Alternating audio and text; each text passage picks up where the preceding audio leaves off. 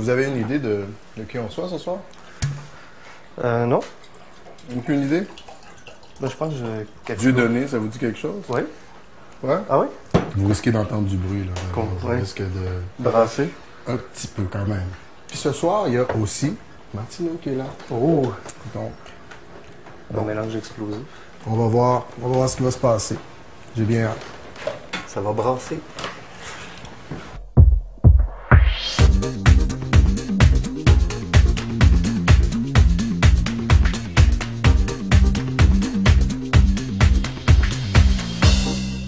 Un petit vin de Nouvelle-Zélande, Stateland, Marlborough, Stateland, Nouvelle-Zélande. Chardonnay 2006. Et ce soir, qu'est-ce qu'on a comme vin pour accompagner un peu tout le repas? Qu'est-ce qu'on Qu'est-ce qu'on se boit? permet ce soir? Ce soit un roi Ringmeg, on reste en Nouvelle-Zélande également, pour accompagner l'entrée de cave. Qui est du thon, un petit thon saisi avec une piperade basquaise. Par la suite, on va y aller avec de l'agneau puis une purée de pois chiches. Est-ce que tu savais qu'on avait une femme enceinte aussi ce soir? Oui, Oui. on a prévu le coup. On a prévu le coup? Oui. Comment? On va juste cuire les affaires bien cuites. Bien cuit, tout bien cuit, oui. hein, parce qu'il faut faire attention. Faire attention.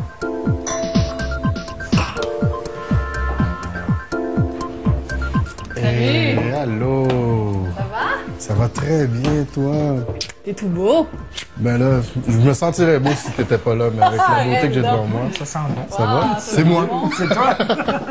Alors, qu'est-ce que vous nous préparez ce soir? On a des petites cailles laquées ici avec un petit laquage au sirop d'érable et balsamique.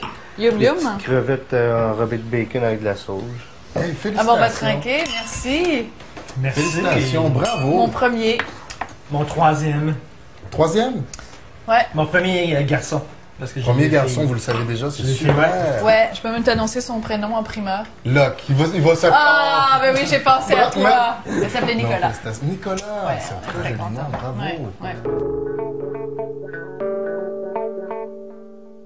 Vraiment, tu as eu la première émission la plus punch De Avant l'histoire même de la d'avoir été télé. vu. comme première. C'est quand même pas mal. D'ailleurs, je pensais à une chose, c'est que vu que moi je suis enceinte et que je peux pas boire, j'aimerais que ce soir personne ne boive en ma présence. Ok, c'est raisonnable. C'est raisonnable. S'il y a un nudiste qui arrive, faut que tout le monde se On va déshabille. tout le monde, Tout le c'est- monde se Mais ça va être raisonnable, c'est correct, parce qu'il faut s'ouvrir aux autres. C'est pour l'ouverture.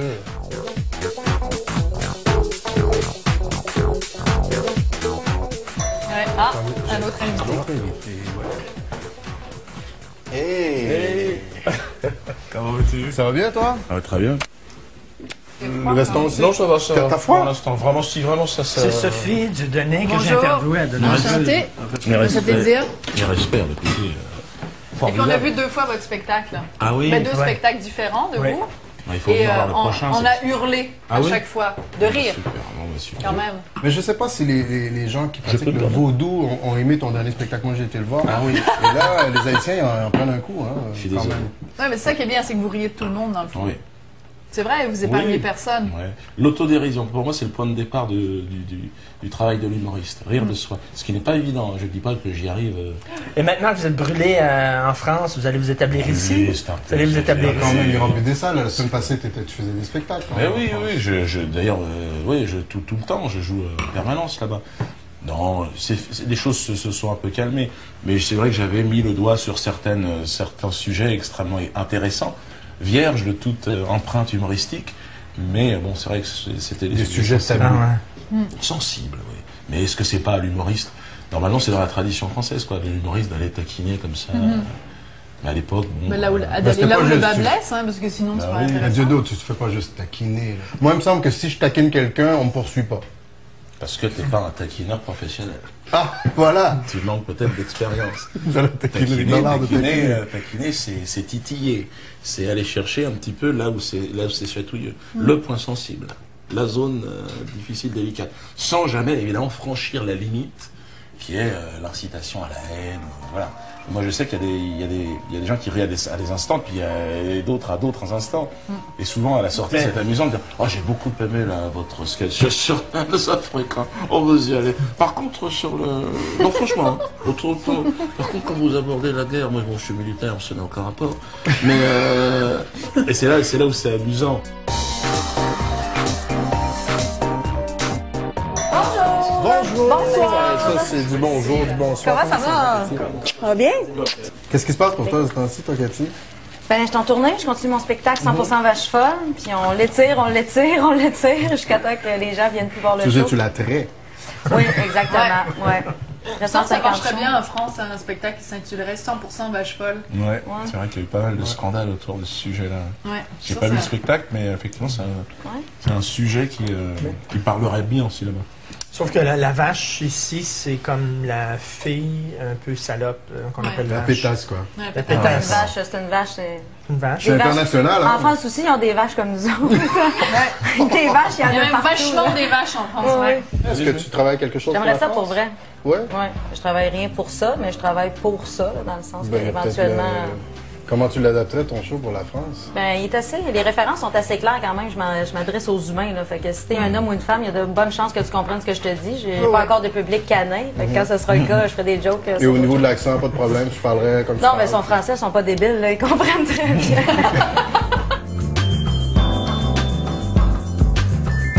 Ça sonne! On y va! Hey! Comment ça va? Ça va super. Et toi? En forme? Ouais, mais il est pas assez habillé. C'est parce qu'il arrive d'Haïti, il a encore la chaleur d'Haïti. J'ai encore dans la le chaleur sang, que là. je la garde encore. Ouais. Attends, on va parler. Je commence à savoir c'est quoi se sentir minoritaire. Journaliste émérite. C'est comme Tintin, mais d'une autre couleur. Non, pas Tintin. Pas de Le Tintin, politique pas de Mimi. international, Non. mais qui n'a pas la langue de bois. Absolument. Et qui. Ils sont tous pareils, on n'a pas de langue de bois. Mais je pense que ce sont nos patrons qui nous dévoient en fin de compte. Parce que nous, on a la bonne volonté de nous dire que ce qu'on voit. Mais Tous les journalistes ont cette bonne volonté de dire ce qu'ils voient, vraiment.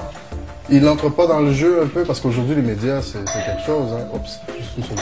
Ils se laissent pas un peu manipuler de temps en temps. Ah, en forme? Merci beaucoup d'avoir accepté mon invitation. Peut-être Internet. C'est vraiment très gentil. Excusez-moi de petit retard. Ah, c'est pas grave pour le retard, c'est bon. Je peux prendre votre foulard, peut-être? On va passer à la table, puisqu'on est déjà tous là.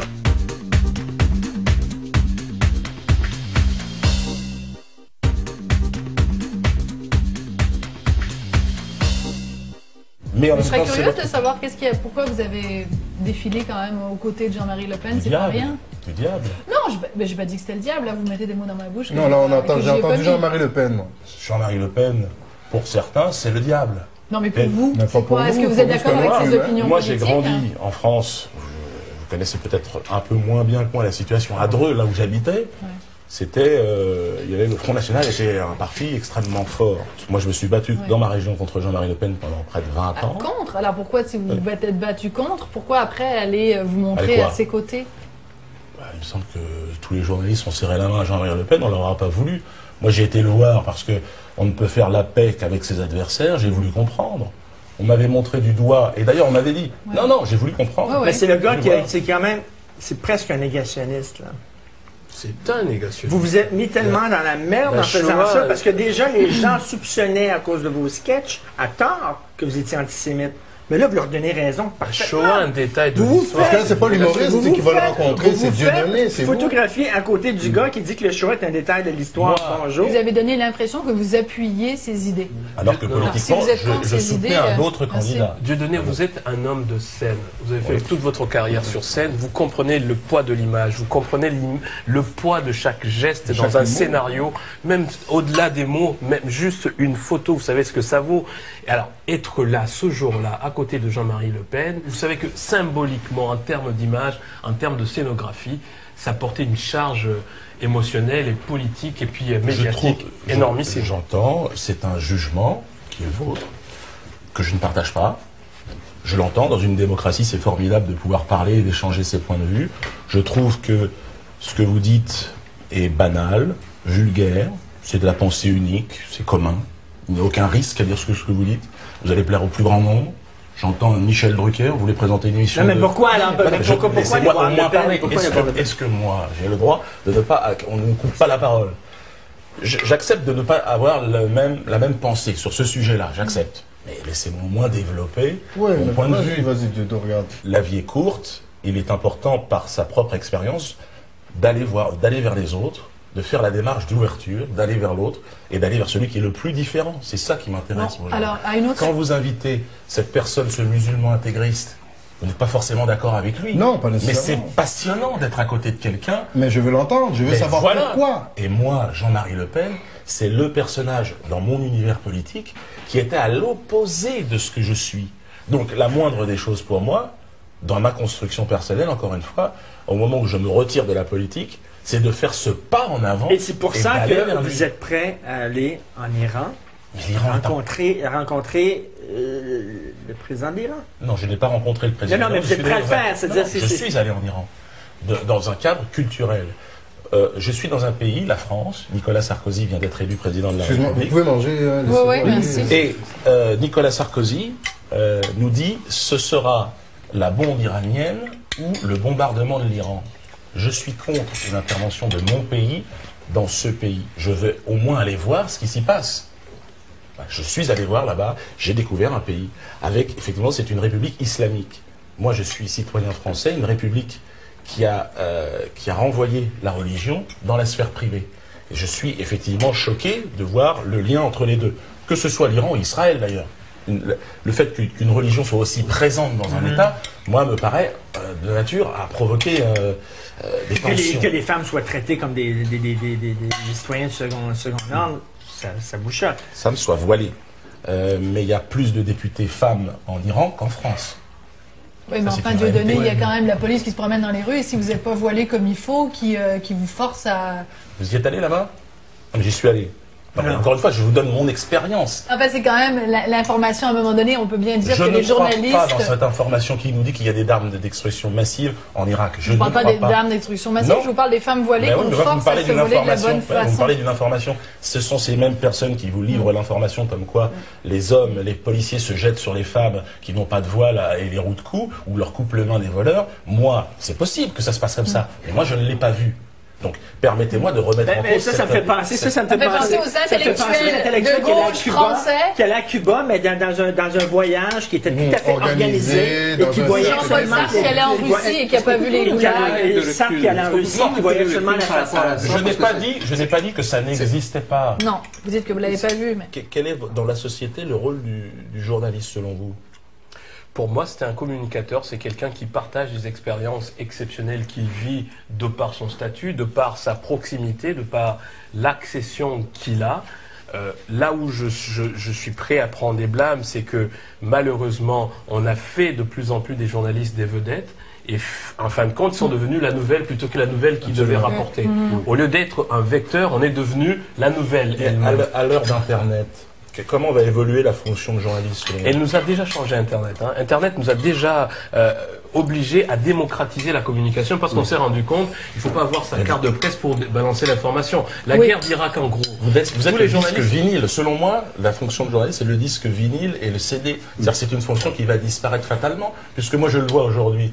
Sur Internet, les témoignages viennent des téléphones portables avec Ouais, des appareils absolument. photo. Ce qui va changer, c'est la nature du métier et aussi, là, vous évoquez Internet. Je crois qu'on voit déjà apparaître ce qu'on appelle les journalistes citoyens. Des gens qui ne travaillent pas pour des institutions, qui n'ont pas de compte à rendre. Justement, qui sont pas à des- imputants. Qui ne vérifient pas leurs ils sont informations, aussi qui peuvent détruire des réputations sur Internet, qui peuvent dire ce qu'ils veulent. Mais c'est parce que moi, ça me fait rigoler quand on dit Internet et qu'on associe Internet avec la parole citoyenne. Moi, je veux bien la parole citoyenne. C'est sûr que c'est bien en théorie, et c'est vrai que c'est la démocratisation de l'information. Mais la démocratisation de l'information, à la base, l'information, journaliste 101, c'est et de vérifier tes sources, et c'est que tu es redevable de ce que tu dis. Si François Bouguingo, il fait une déclaration sur les ondes de Télé-Québec, il est redevable envers Il Télé-Québec, se fait envers son foutre producteur. dehors. Alors que si M. Tartampion ou Mme Tartampion, sur Internet, dit quelque chose, elle n'est redevable à personne. Elle n'a absolument pas besoin de vérifier ses sources. Mais quelqu'un qui se lève un matin qui va dire n'importe quoi sur Oui, ton mais compte. à la télévision, Mais c'est la parole 50% de vérité et citoyenne. 50% de mensonge aussi. Dans Mais les gens sont imputables. Si vous n'êtes pas d'accord, il y a le conseil de presse. Vous pouvez déposer des plaintes. Mais Vous vous faites- plaisantez. Mais Non, ça mais va- j'espère ça va- que- ça va J'espère venir- que ça va vous êtes venir des pour collègues l'Internet. humoristes. Ça, ça va- C'est une table d'humoristes. Non, on en a juste deux. ici. Non, mais ou alors vous êtes sincèrement convaincu de ce que vous êtes en train Mais de les dire. gens journalistes sont imputables. C'est la grande différence. Écoutez, si j'écris n'importe quoi. sur Internet que vous baisez des enfants de 8 ans, Allez-y. il n'y a personne qui va me poursuivre. Personne. personne qui va me poursuivre. Non, je suis imputable de rien. Et ça s'appelle la liberté de parole.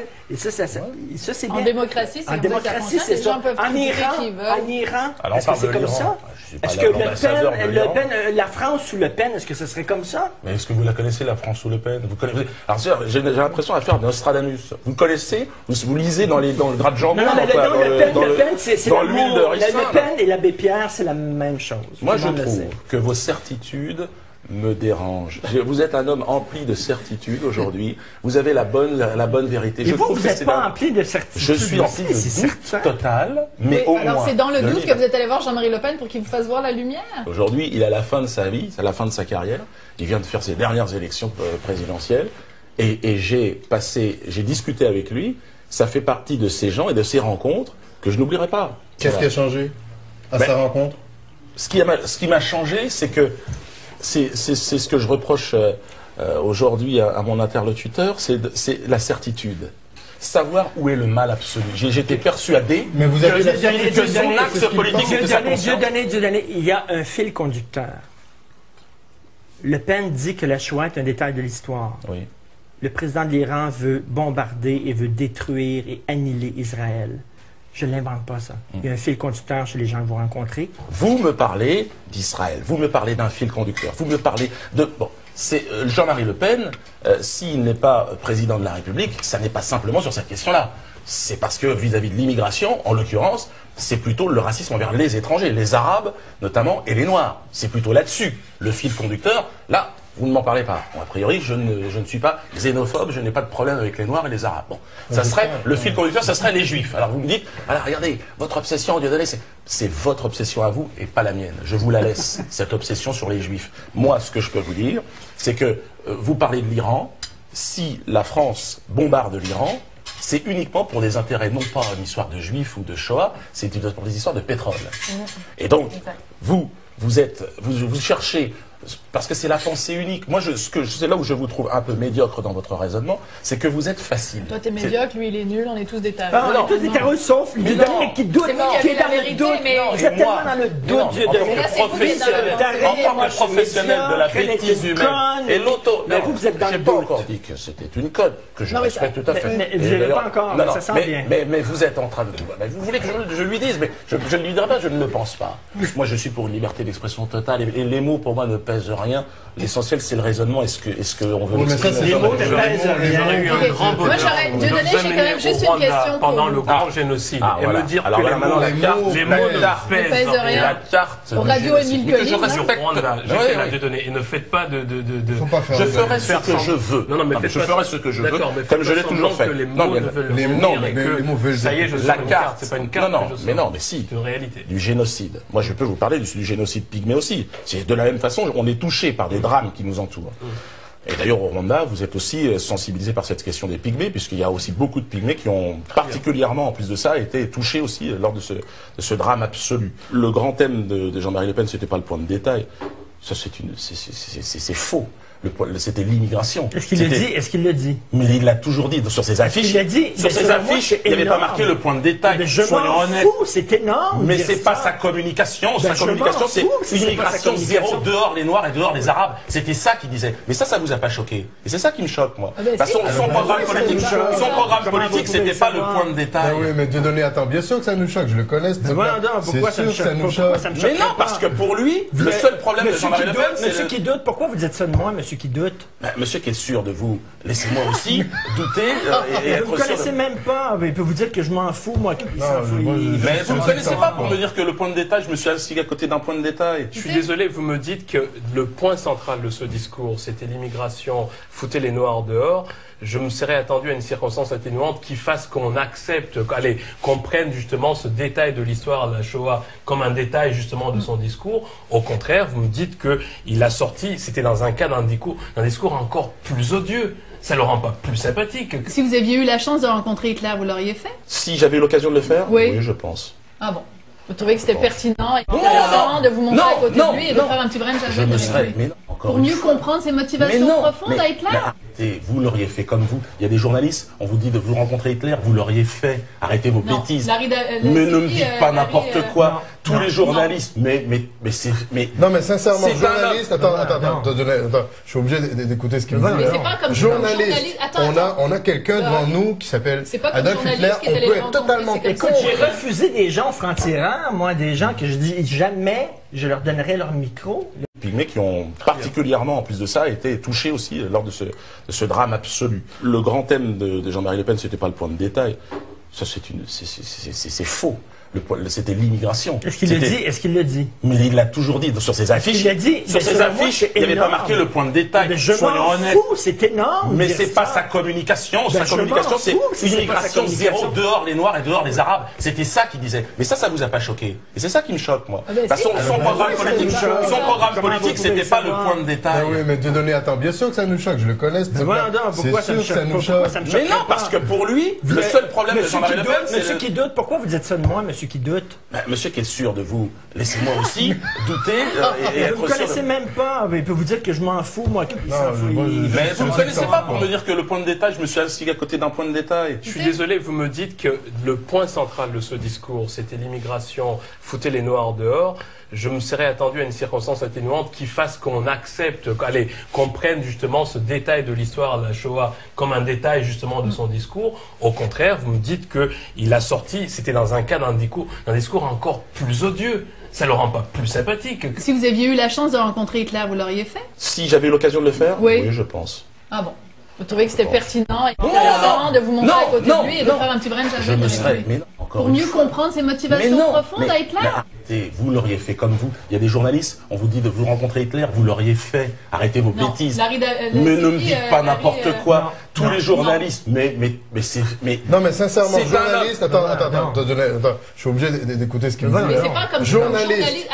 On a quelqu'un devant nous qui s'appelle Adolf Hitler. On peut être totalement. Écoute, j'ai refusé des gens francs-tirants, moi, des gens que je dis jamais je leur donnerai leur micro, le micro à ces gens-là, jamais. Vous n'auriez pas été, en tant que journaliste, voir Hitler. Ben voyons donc. S'il avait été là, ça aurait été de l'irresponsabilité. Ce serait été irresponsable d'être journaliste. Vous n'avez pas rencontré Jean-Marie Le Pen à titre de journaliste, vous l'avez rencontré à titre de citoyen. Alors là, ce n'est pas la même chose. Effectivement, je vous arrête. Je vous arrête. Moi, pour moi, le journalisme, je pense que notre fonction est une fonction d'observation de la société et nous sommes bien plus journalistes que les journalistes télé, selon moi, parce que nous avons, nous, un contact direct avec le public. Moi, je trouve que notre relation avec le public est beaucoup plus saine, simplement parce qu'elle est plus directe. Mais je ne dis pas que je représente quoi. Attention, ce qu'on entend, la relation que vous avez avec le public, c'est l'humoriste qui vient de voir. Tout le monde adore Dieudonné, l'humoriste. Maintenant, ce qui les choque, c'est, à un moment, la personne qui vient et qui prend la parole et qui va émettre une certaine pensée, une certaine philosophie, c'est qui? Est-ce que c'est l'humoriste ou c'est Dieudonné? Je ne crois pas, moi, incarner la raison. Bon, maintenant, si vous pensez que c'est un second degré, mais j'incarne la liberté d'expression et le débat. Je n'ai rien entendu, moi, de ce qui pourrait être le sens de la lumière et de la vérité ce soir, et certainement pas dans mon discours. Maintenant, je suis un agitateur de débats et d'idées. Alors, j'entends, j'écoute... Un agitateur ou un provocateur? Oui, puisque rencontrer Jean-Marie, c'était de la provocation, Jean-Marie Le Pen. Vous rencontrez ici, ça peut pour certains être de la provocation, je ne sais pas. Ok, moi et Jean-Marie Le Pen, c'est la même chose? Je trouve... C'est controversé en France, Richard. Non. Richard, je trouve... Et en Allemagne, je trouve intéressant de toute façon. Moi, j'aime la joute verbale, j'aime beaucoup mais je trouve que Richard, aujourd'hui, sert un discours qui est relativement policé.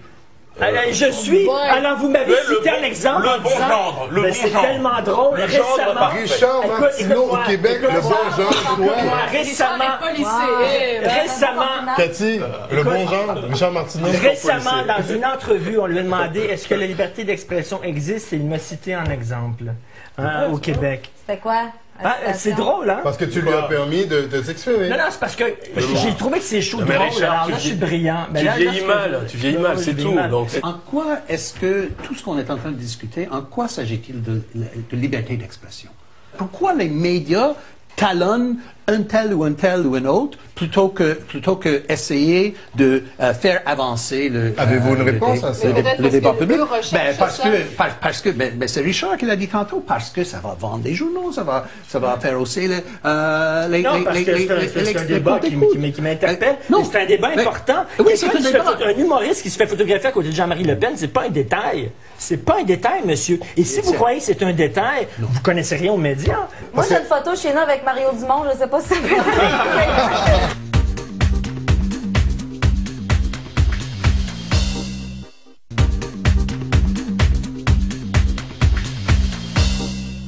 Quand tu t'exprimes, toi, Cathy, j'imagine que tu fais quand même une différence entre la comédienne et Cathy qui va s'exprimer. Oui, mais c'est moi qui écris mes textes, donc la pomme tombe rarement loin de l'arbre. Hein? Donc, absolument. Mais Cathy, quand ce que j'écris, je l'assume, puis je suis d'accord avec ce que je dis sur scène. Là, je veux dire, la seule différence entre la vraie Cathy et la Cathy scène, c'est que sur scène, je suis possédée par une force que je m'explique bien mal, mais dans la vie, je suis plutôt timide et réservée. Je parle pas beaucoup, mais j'ai les mêmes convictions, j'ai les mêmes opinions. Comme je disais précédemment, moi, ce que je veux, c'est rejoindre le plus grand nombre de personnes possible en étant un peu underground, étant donné le genre du Mais c'est quoi être underground pour toi? Ben, c'est que je m'adresse pas aux 7 à 77 ans, tu sais, je parle pas... Tu dis quoi? Ben, je sais pas à qui je m'adresse, je lance haut et fort ce que j'ai à dire, puis c'est les gens qui captent ça, qui viennent me voir, c'est pas moi qui décide de mon public, là, c'est le public qui me choisit, moi. Est-ce que tu as l'impression d'écrire des choses qui choquent? Qu'est-ce que tu dis qui choque tant que ça? Ben, c'est parce que c'est un propos très, très masculin qui est tenu par une femme, tant que moi, tu sais... Une femme qui parle de sexe, c'est... Je parle de sexe, puis... d'une façon assez claire et assez crue. Je parle de fist fucking, je parle de je mime des double pips, je mime la chose. Je veux dire, si tu comprends pas ce que je dis, là, c'est parce que ça fait longtemps que tu es dans le coma, là, parce que t'es supposé très, très bien comprendre c'est quoi qui se passe sur scène, puis je le mime, je le chante. Si le lendemain d'un spectacle, vous aviez le goût de vous exprimer sur la politique québécoise et vous appeliez au devoir... Ça arrivera jamais! Non, mais si jamais le journal... Sur l'homosexualité, sur le sexe, sur la prostitution... N'importe quoi! Mais si le média disait, mais excusez-moi, Cathy, mais on ne vous donne pas la parole, est-ce que c'est votre liberté d'expression qui s'est abîmée? Est-ce que, non, mais longtemps, j'ai pas eu le droit de parole. De toute façon, on m'invitait pas à des tables comme ce soir, ou on m'invitait pas à des émissions télé, justement parce qu'on avait peut-être peur de ce que j'allais dire, ou de toute façon, j'étais pas admise parce que j'étais pas assez populaire, ou les gens avaient pas envie de me voir dans leur TV. Tu sais, ça, c'est plein de... Mais tu sais, on parle de liberté d'expression quand même. Le plus gros cas de problème de liberté d'expression au Québec, ça a quand même été Jeff Fillion. Lui, je veux dire, s'il y a un cas où justement la liberté d'expression, moi je suis prête à la défendre, la liberté d'expression, jusqu'à une certaine limite. Dans le cas de Jeff Fillion, il est quand même allé 8 fois trop loin. Et qu'est-ce qui est arrivé? Ben, l'imputabilité.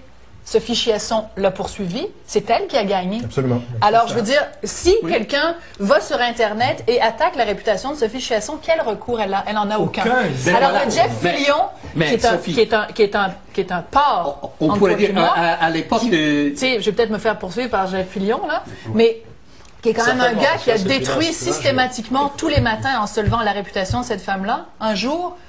L'imputabilité est revenue. Absolument. Elle l'a poursuivi. Alors que sur Internet, tu peux rien faire. Oui, mais on ne peut rien faire parce que l'Internet est nouveau et on n'a pas encore...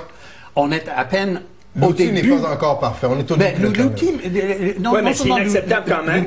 C'est quand même inacceptable. Ce qui est écrit là-dedans. Oui, il y a un nombre de conneries que sur Internet. Absolument, mais dans les journaux aussi, il y a des conneries dans les journaux.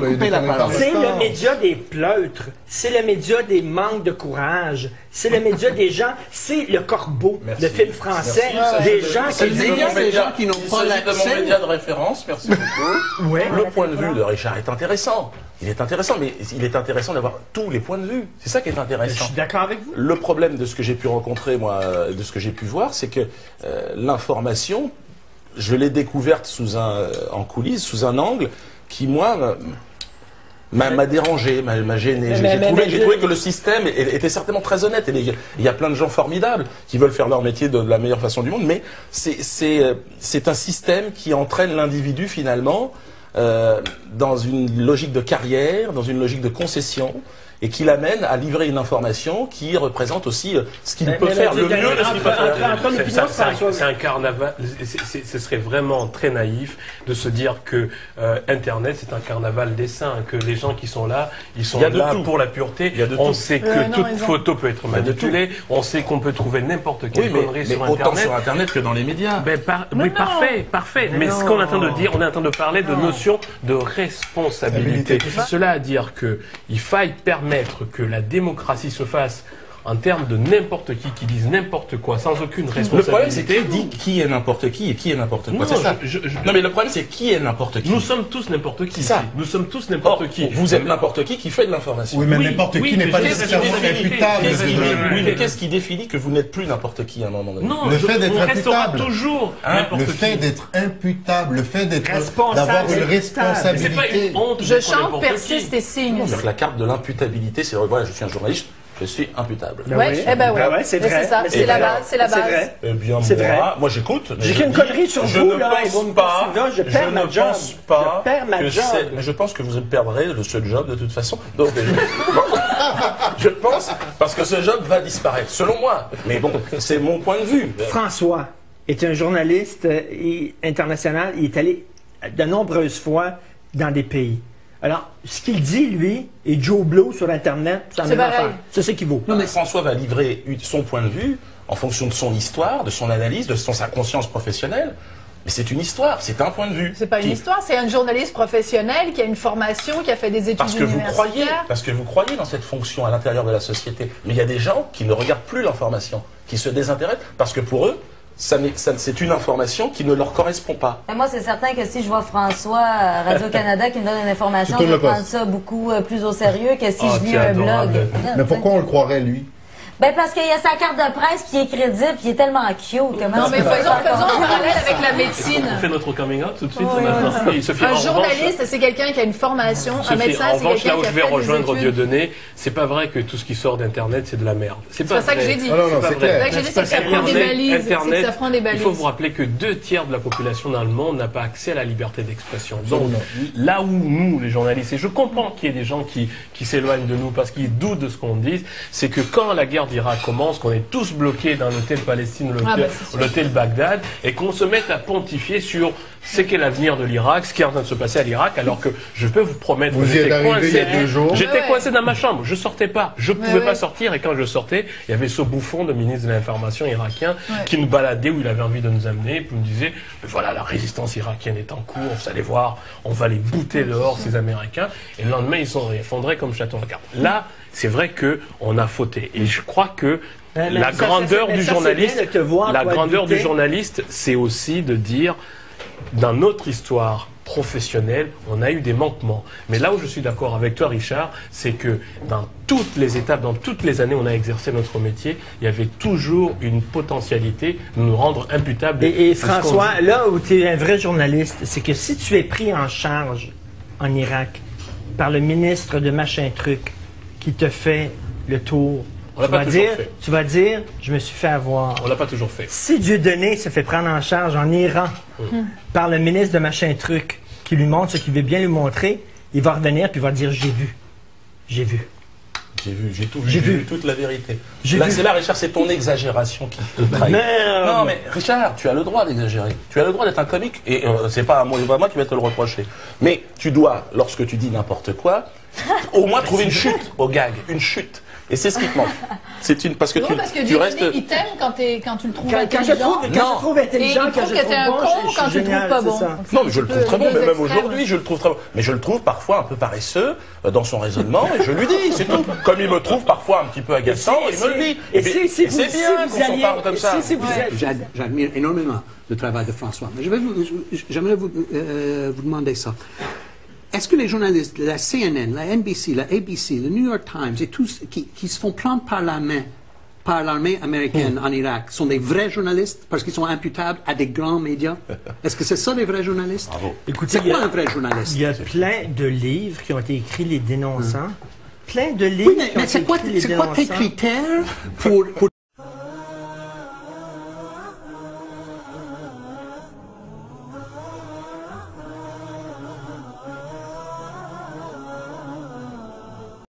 le travail de François. Mais j'aimerais vous demander ça. Est-ce que les journalistes, la CNN, la NBC, la ABC, le New York Times et tous qui se font prendre par la main par l'armée américaine en Irak sont des vrais journalistes parce qu'ils sont imputables à des grands médias? Est-ce que c'est ça des vrais journalistes? Écoutez, c'est quoi un vrai journaliste? Il y a plein de livres qui ont été écrits les dénonçants. Plein de livres. Oui, mais c'est quoi tes critères pour dire qu'un tel est un vrai journaliste? C'est quoi votre poste? Quel est votre poste? C'était une question précise. Mon poste? Ouais. Je comprends pas. Non, mais c'est quoi votre travail? C'est quoi votre poste? Je suis professeur. Non, mais vous avez Vous êtes un vrai poste particulier, professeur. c'est quoi? Est-ce que je pourrais être professeur demain matin? Est-ce que je peux aller dans votre classe demain matin puis être enseigner à votre Mais moi, je ne me cache pas. Je ne me cache pas derrière mon titre de professeur. Quand je viens ici, je ne dis pas, écoute Richard, tu vas m'écouter parce que moi je suis un professeur. Non, toi, c'est le citoyen qui parle. C'est pas ça. Hein? Mais je pense que alors, qu'est-ce qui fait que quelqu'un qui est un vrai journaliste a un droit de parole qu'un autre qui n'est pas un vrai journaliste n'a pas? Là, on est en train de faire une confusion entre un vrai journaliste et un bon ou un mauvais journaliste. On peut être un vrai journaliste et être un mauvais journaliste. On en a eu avec CNN des gens qui étaient des vrais journalistes, mais qui ont fait un travail qui se sont vendus, inacceptable. Qui se sont Par ailleurs. Et à côté, il y a des faux journalistes qui ont fait le travail que dont le public avait besoin. Mais ça n'en fait pas des journalistes. Il y a des ça en fait des témoins de la réalité. Exactement. Par ailleurs, la question n'a pas d'importance, parce que ce qui est important, c'est l'information que Oui, reçoit mais le toi, public. comme membre du public, il fait comment pour se retrouver, lui? Comment il fait pour se retrouver si personne... C'est un problème. Si le public ne peut pas faire confiance aux vrais journalistes et il ne peut pas faire confiance aux faux journalistes, qu'est-ce qu'il fait? Oui, c'est un vrai problème. Il est perdu.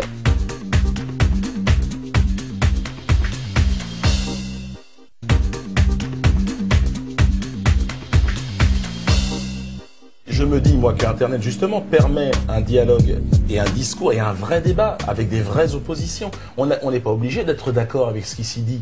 Mais c'est ça qui est intéressant. Aujourd'hui, on a des médias avec une sorte de pensée unique et le débat est extrêmement limité. Parlez-moi de Michael Moore.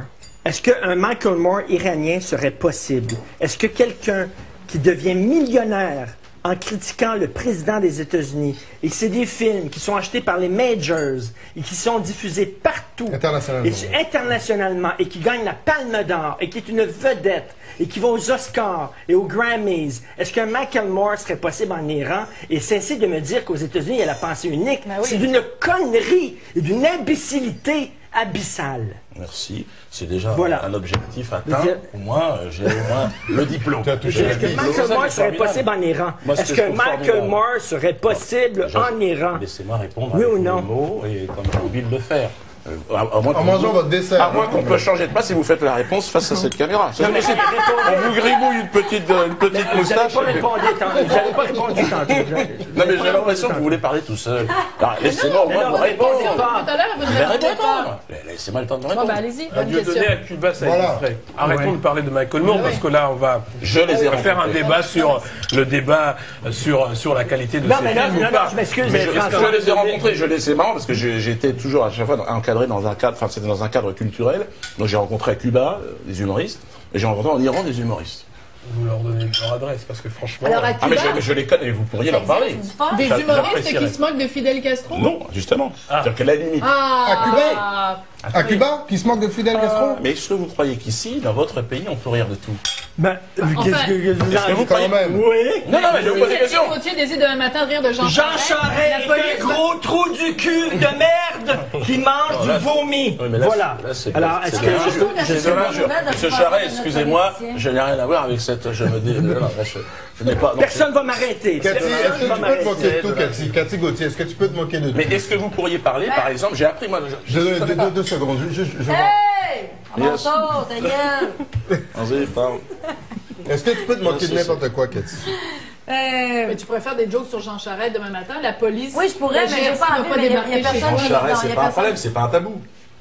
Enfin, Non, mais moi, justement, non, mais c'est parce qu'il se passe rien dans notre pays. C'est justement une bonne nouvelle de pouvoir rire de notre politicien en disant « Hey, Jean Charest, il a les cheveux frisés. » Ça, c'est signe que notre pays est en santé. Quand tu peux rire de tes politiciens, c'est parce que ça va bien dans ton pays, c'est parce qu'il n'y a pas de guerre, il n'y a rien, puis il se passe rien. Quand tu peux pas rire de ton politicien, tu peux pas rire de ce qui se passe dans ton pays, là, il faut se poser des questions en tant que société, parce que dans ce pays-là, ça va mal. Mais ici, au Québec, il se passe rien. Il se passe tellement rien que dans les médias, à chaque été, il faut lancer un enfant dans le filtreur pour avoir des nouvelles. Est-ce qu'il y a des tabous? Est-ce qu'il y a des choses impossibles à traiter dans l'humour? Ici au Québec. Le public tolérant. Non, mais c'est une question que je me pose. C'est pas une question de tabou, c'est en France, je sais qu'il y a des sujets sensibles. Non. La question de savoir si la police va débarquer chez vous demain matin, si vous vous moquez d'un politicien. Si vous faites un sketch, par exemple, sur un colon israélien en France, vous risquez... Est-ce que la police débarque chez vous? 22 procès. Est-ce que c'est une réponse? Gagné. Il y en a quelques-uns. On appelle l'imputabilité. Pas tous, quand même. Mais c'est pas la police qui a débarqué chez vous. Preuve que le système fonctionne. Vous avez raison.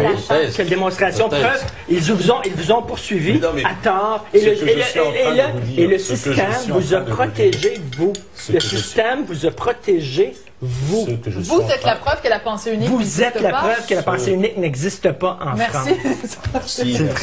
Merci au moins d'avoir été ce révélateur, ce signal envoyé au reste du monde. Le problème que j'ai à répondre à cette question, c'est que vous me parlez de choses que vous n'avez pas vues, mais que non, vous avez confiance dans des gens qui vous ont livré cette information. Non, mais encore une fois, vous me parlez de quelque chose que vous n'avez pas vu. Est-ce que le système, là-bas, on fait des blagues sur l'Iran, machin. Moi, je vous parle de Cuba. J'ai rencontré effectivement deux humoristes cubains qui m'ont dit on ne peut pas faire des blagues sur le Comandante.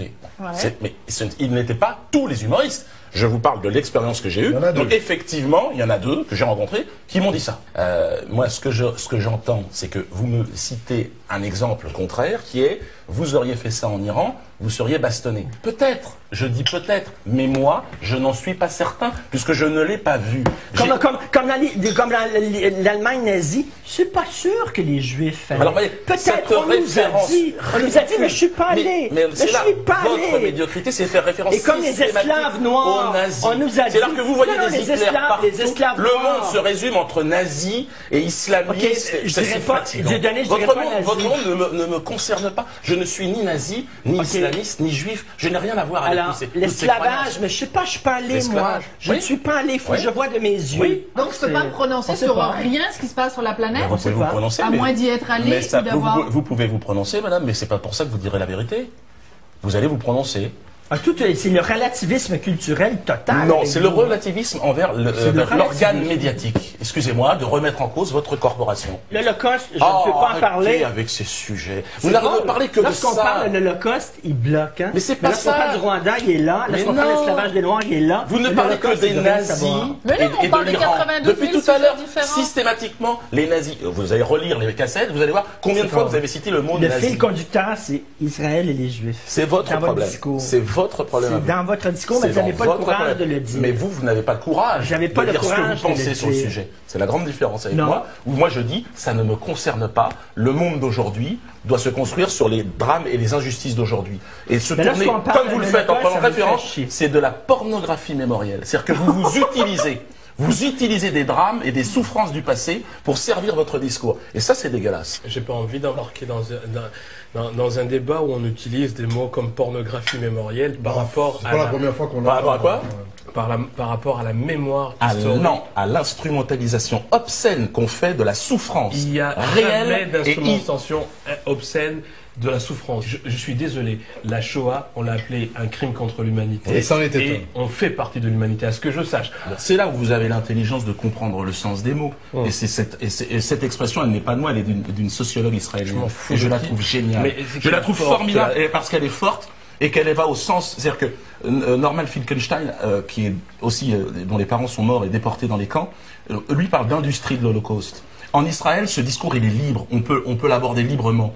Et il est obscène de se servir de cette souffrance à des fins politiques. Et ça, c'est obscène. Si vous considérez que ça n'est pas obscène, c'est votre choix. Mais moi, je pense que pour la dignité de ceux qui ont souffert, qui sont morts, et qui n'ont plus la possibilité de s'exprimer, parler en leur nom pour servir des intérêts économiques, c'est dégueulasse.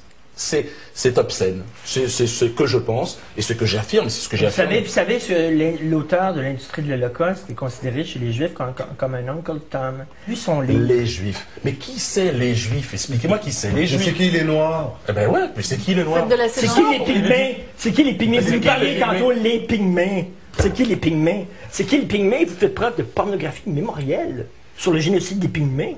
Ils sont vivants. Ils sont vivants. Alors pourquoi ça est génocide? Là, c'est un génocide important. Non, le génocide des Juifs, c'est un génocide en cours. C'est horrible ce que vous dites, c'est horrible. Mais vous avez raison parce que c'est ce que vous pensez profondément. Non. Et si, c'est ce que vous pensez profondément, c'est qu'il y a une hiérarchisation. Vous hiérarchisez, vous organisez une compétition victimaire qui vous regarde. Vous organisez une compétition. Et regardez parce que chaque fois qu'on parle de la Shoah, et le contact est fait. Chaque fois qu'on parle de la Shoah, vous dites que vous emmerdez. Ce qui est amusant, c'est l'électricité. C'est ça. Je n'ai jamais dit ça. Oui. J'ai dit simplement que vous utilisez ce sujet-là, cette carte, de manière obscène. Je trouve cela obscène. Finalement, Nathalie il y a des gens qui ont raison. Dans le registre des sujets qui fâchent, je vous en ai beaucoup voulu, Dieudonné, pour ce que je considère étant le tort que vous avez fait. Même si vous n'êtes jamais présenté comme leader d'une communauté noire, ni porte-parole des Africains en Europe, même si dans cette communauté il y a plusieurs particularismes, dans cette communauté, je sais à quel point on se plaint de ne pas exister dans l'espace public occidental. Et là, il y en avait un finalement qui était sorti du lot, qui parvenait à parler, et ne pas prendre conscience de la responsabilité que vous aviez, de la charge symbolique que vous aviez. Je suis allé au Cameroun quelque temps après tout ce débat qu'il y a eu autour de Monsieur Dieudonné, et j'étais dans un bar à Yaoundé, et j'étais malheureux de m'asseoir avec des amis que je considérais étaient comme étant des penseurs, et qui me disent « ça y est, on a trouvé notre problème. Le problème de l'Afrique, vous savez quoi? C'est les Juifs. C'est la juiverie qui exploite... » D'ailleurs, on l'a entendu à la télévision française. Vous savez, Dieudonné l'a dit, c'est pour cela qu'on a envie de le faire taire. Il n'y a plus personne qui parlait du président qui est sur le palais, qui en gros, il est plus blanc, il est plus négrier que n'importe quel négrier qu'on ait connu dans l'histoire de l'Afrique, et que là, on avait trouvé un bouc émissaire. Et là, je me suis dit, Dieu qu'on a raté un rendez-vous avec ce Dieudonné. En tout cas, peu importe, je pense que vous avez une carrière dans les médias et que de toute façon, vous n'avez pas d'autre attitude aujourd'hui que d'opter pour cette ligne de conduite. Parce qu'on est payé par des Juifs. Alors, c'est merveilleux, peut-être qu'il faut travailler vos chutes, encore une fois, c'est tout le problème. C'est une bonne chute, ça. Non, en tant que professionnel, c'est je vous promets que moi, je dis simplement, c'est pas le plus facile. Je sais, mais sur le terrain, moi, ce que je peux vous dire, c'est qu'il y a une grande partie des gens qui regardent la télévision, des Noirs qui vous regardent, et qui pensent que vous ne dites pas assez de choses, qui pensent que... et qui sont extrêmement critiques à votre endroit, qui pensent que, comme beaucoup de Noirs que l'on voit, qui sont dans la représentation, que vous avez joué perso, que vous jouez pour votre carrière, pour vous. Il y en a. Des Noirs, vous en aurez... Bon, c'est pour ça que les Noirs, les Blancs... j'ai effectivement des témoignages dans la rue de gens, ouais, Diodo, super, génial, on est avec toi, tu parles. Mais qu'est-ce que je parle? Qu'est-ce que j'ai dit? Moi, j'ai simplement fait des sketchs, j'ai abordé des sujets, mais à aucun moment... Non, mais à aucun moment... fait des sketchs, oui, mais les sketchs, on les connaît, mais Dieudonné, lorsqu'il parle, lui, le citoyen, c'est autre chose. Mais à aucun moment, je n'ai incité, et là, c'est peut-être l'occasion de le dire, à dire que le responsable de toute la misère et de toute la souffrance des Noirs, c'est la population juive. Jamais je n'ai dit ça. C'est là où je dis que j'ai pas parlé à un Dieudonné amateur, j'ai parlé à un Dieudonné professionnel des médias, et qui sait qu'il a beau faire un discours de 4 heures où tout est mis en contexte, tout est mis avec des rondeurs, et que le journaliste va lui prendre le clip qui fera boule de neige et que les gens vont retenir que ça, c'est là où j'ai l'impression qu'un coup vous la jouez, ah bah tiens, je ne savais pas qu'en disant ça, ils allaient retenir que cette phrase-là, après tout, j'espérais qu'ils mettent en guillemets, on vous rappelle, ceci étant que cette phrase a été prononcée. Quelle phrase? Les phrases... Oui, toutes les phrases ont été discutées devant des magistrats. Mais ce sont pas les magistrats, les Africains, 250 millions d'Africains n'ont pas la chance d'être avec vous au palais de justice pour faire un projet qui va durer pendant 4 heures où vous allez mettre en contexte tout ce que vous avez dit.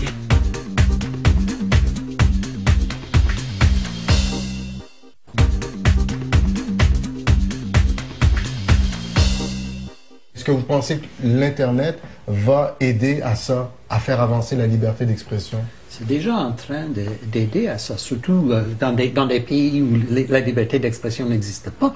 Par exemple, il y a 160 millions d'internautes en Chine, imaginez-vous. C'est vraiment un nouveau monde dans lequel on vit sur le plan de l'information. Et on ne sait pas encore qu'est-ce que c'est comme le Far West, au début, c'était pas policé, il n'y avait pas de loi, c'était n'importe quoi.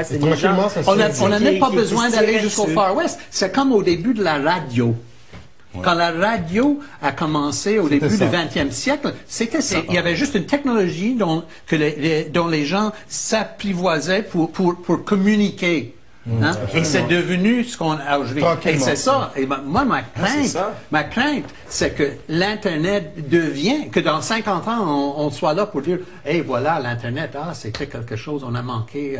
Non, il faut pas manquer notre coup. Cathy, qu'est-ce que tu penses de ça? Ben moi, je pense qu'effectivement que c'est une grande chance, malgré que souvent on me pointait du doigt en me disant que j'étais creux, vulgaire et tout ça. Des propos qui, sûrement, si j'avais été un homme... C'est quoi un propos vulgaire de Cathy? C'est n'importe quoi. C'est mon niveau de langage. C'est ce que je dis. De toute façon, je pourrais réciter ma liste d'épicerie, ça sonnerait cru, tu sais. Je pourrais dire à Sophie, bonne grossesse, ma chérie, je t'aime, ça va sonner cru. François, où est-ce qu'on est rendu à ce niveau-là, au fait justement d'atteindre cette liberté d'expression et de laisser les gens s'exprimer? Je pense que la volonté de s'exprimer de tout temps, de tout siècle, de toute humanité, on n'en aura jamais assez. À un certain moment, il faut se rendre compte que il y a très peu de gens, c'est ça que vous disiez, Internet, peut-être on va parvenir à aplanir les choses, mais à ce stade-ci des choses, il y a très peu d'élus qui ont la chance d'accéder à ça. Et ça ne fait pas de nous des gens puissants, ça fait de nous des gens encore plus responsables. Et j'espère qu'on prendra plus conscience de notre responsabilité. Donc, moi, je pense on devrait se lever tous les matins et remercier le bon Dieu de vivre là où on vit. Je lis 4 journaux chaque matin. Je veux dire, la pluralité d'opinion, elle est là. Les gens s'expriment. Les gens, je veux dire, moi, je lis 4 journaux. La pensée unique, je la vois pas. Monsieur Durocher, Monsieur Durocher, c'est dans la vie, Monsieur Durocher, dites-moi. Toi, tu te gênes pas pour dire ce que tu as envie de dire, jamais. Est-ce que tu voudrais que le reste de la planète ait cette liberté que tu as? Et des fois, je regarde la commission Bouchard-Taylor et je suis mal à l'aise. Et des fois, j'ai honte de ce que les gens disent. Et je me dis en même temps, quel exercice de démocratie. Je ne dis pas qu'on vit dans un système fantastique. C'est pas parfait. Je ne dis pas que c'est génial. Je suis tout à fait d'accord avec monsieur. Avec Dieudonné, c'est important que les médias se démocratisent. C'est pas parce qu'on est un vrai journaliste qu'on est un bon journaliste et tout ça. Mais sauf qu'on a la possibilité de le faire. Le mot de la fin, tiens, Dieudonné. Qu'est-ce que tu penses, toi? Bon, toi, tu ne te gênes pas pour dire ce que tu veux. C'est vrai. Je n'ai plus l'âge. Moi, je pense qu'en vieillissant, on s'embourgeoise un peu et on rentre dans des cases, dans des cadres, dans des carrières et qui font faire des concessions. Je parle pas. Est-ce qu'il y a certaines concessions que tu aurais fait? Attendez. Est-ce qu'il y a des choses que tu as dit vraiment et que tu regrettes et que t'aurais peut-être dit différemment ou tu aurais peut-être amené différemment si tu avais le choix? Est-ce que toi, au lendemain du sketch, lorsque l'on m'a posé cette question, exactement dans les mêmes termes, j'ai dit, si j'ai heurté, si j'ai fait de la peine à des gens, mais j'en suis profondément désolé et je m'en excuse. Mon travail à moi, c'est d'aborder des sujets qui font mal. Je n'y peux rien. Mais ne voyez pas en moi celui qui va apporter des solutions ou donner des directions. Même si Richard me voit en grand Manitou. On ne parle pas de Richard, on parle de Dieudonné. Parce que des fois, vous êtes journaliste, des fois, vous êtes humoriste, des fois, vous êtes citoyen, des fois, vous êtes de l'homme proteste. Mais moi, je veux parler de citoyen. Vous avez tellement de chapeaux. Attends, Richard. Moi, je veux parler. Je suis même chanteur. Dieudonné, je veux parler. Petit bonheur. J'ai une voix de rossignol. Oui, j'ai certainement souvent pas été assez professionnel, pas m'être fait bien compris dans certaines situations, bien sûr, mais je l'ai dit. Et au nom des autres humoristes qui ont fait des mauvaises blagues, au nom de la profession, désolé. Au nom de l'humain et du citoyen, désolé. Si des propos, j'ai été aussi heurté bien des fois, moi, à la télévision, j'ai été heurté. Bon, oui, le personnage public est amené à donner des idées et qui peut heurter le citoyen, l'autre, celui qui est en face, qui écoute. Moi, de ce que j'ai entendu ce soir, je n'incarne pas la raison, mais je suis critique. C'est pour ça que, et en cela, on est un peu même si on est un peu vieux maintenant, quand je m'entends parler avec Richard, je trouve qu'on est un peu ringard. Franchement, j'ai l'impression qu'on est un peu des ringards. Mais au fond, on a gardé quand même une idée, au fond de nous, c'est qu'on est taquin. On se contente pas de... Et c'est ça le débat. Il le fait avec passion, je le fais aussi dans mon style, et c'est ça qui m'amuse, voilà, et je prends du plaisir à cela. À la liberté d'expression.